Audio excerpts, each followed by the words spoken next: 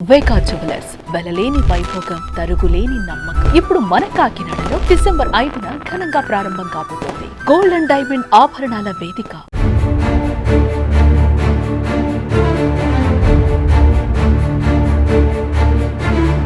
జీవితంలో ఎంతో ఎత్తుకు ఎదిగారంటే అంతే లోతు కూడా ఉంటుంది. సామాన్యమైన స్థాయి నుంచి ఉన్నత శిఖరాల వరకు చేరిన వారిని కదిపితే అదే చెబుతారు. సాధించిన కీర్తి ప్రతిష్టల కంటే అనుభవించిన కష్ట నష్టాల గురించి మర్చిపోరు. మ్యూజిక్ లవర్స్ ను ప్రపంచ స్థాయిలో మెస్మరైజ్ చేస్తూ ఆస్కార్లు అందుకున్న సంగీత కెరటం ఏఆర్ రెహమాన్ తన అనుభవాలను కొంతమేరకు పంచుకున్నారు.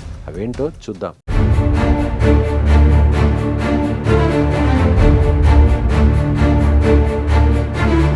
గోవా వేదికగా 55వ international film festival of India వేడుక ఘనంగా జరిగింది. ఈ ఈవెంట్ ముగింపు వేడుకలో ఏఆర్ రెహమాన్ పాల్గొన్నారు. విడాకుల ప్రకటన తర్వాత రెహమాన్ తొలిసారిగా బహిరంగంగా కనిపించారు. ఈ సందర్భంగా నిరాశ ఎదురైనప్పుడు మనిషి ఆలోచన విధానం మార్పుల గురించి రెహమాన్ విశ్లేషించారు. ప్రస్తుతం ఎంతో మంది ఎదుర్కొంటున్న డిప్రెషన్ సమస్య గురించి ఆయన ఈ వేదికపై మాట్లాడారు. శారీరక అవసరాలపై శ్రద్ధ చూపడం మానేయాలని రెహమాన్ సలహా ఇచ్చారు. ఈ రోజుల్లో చాలా మంది డిప్రెషన్ తో బాధపడుతున్నారని తెలిపారు.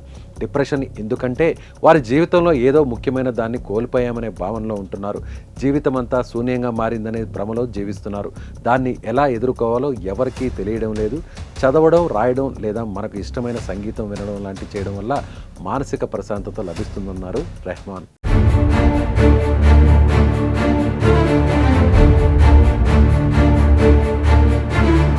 అయితే తన యవ్వనంలో రెహమాన్కు ఓసారి ఆత్మహత్య చేసుకోవాలనే ఆలోచన వచ్చిందంట. ఆ ఆలోచనల గురించి రెహమాన్ ఇఫీ వేదికపై పంచుకున్నారు. అయితే ఈ టైంలో తన తల్లి ఇచ్చే ధైర్యం ఎప్పటికీ మర్చిపోలేదన్నారు. ఆ సమయంలో తన తల్లి ఇచ్చిన సలహా జీవితాన్నే మార్చేసిందని రెహమాన్ చెప్పుకొచ్చారు. మనం ఇతరుల కోసం జీవించినప్పుడు ఆత్మహత్య ఆలోచనలు రావు అని తన తల్లి చెప్పినట్లు వెల్లడించారు. ఆ సూచన తన జీవితంలో వెలుగులు నింపిందట. అప్పటి నుంచి తన ఆలోచన విధానంలో మార్పు వచ్చిందన్నారు రెహమాన్. ఆస్కార్ వైపు అడుగులు పడేలా చేసిందన్నారు. జీవితంలో అందుకున్న అత్యంత అందమైన గొప్ప సలహా అదేనన్నారు. ఆ మాటలు తన జీవితానికి లోతైన అర్థాన్నిచ్చాయని, మానసిక ఆరోగ్య సవాళ్లను అధిగమించడంలో సహాయపడ్డాయని రెహమాన్ వివరించారు. ఇక రెహమాన్ దంపతుల విడాకుల గురించి కూడా ఆయన ప్రస్తావించారు. విడిపోవాలనే నిర్ణయం పరస్పర అంగీకారంతోనే తీసుకున్నట్లు స్పష్టం చేశారు. వారిరువురు విడిపోయినా ఒకరంటే ఒకరికి గౌరవం ఉందన్నారు.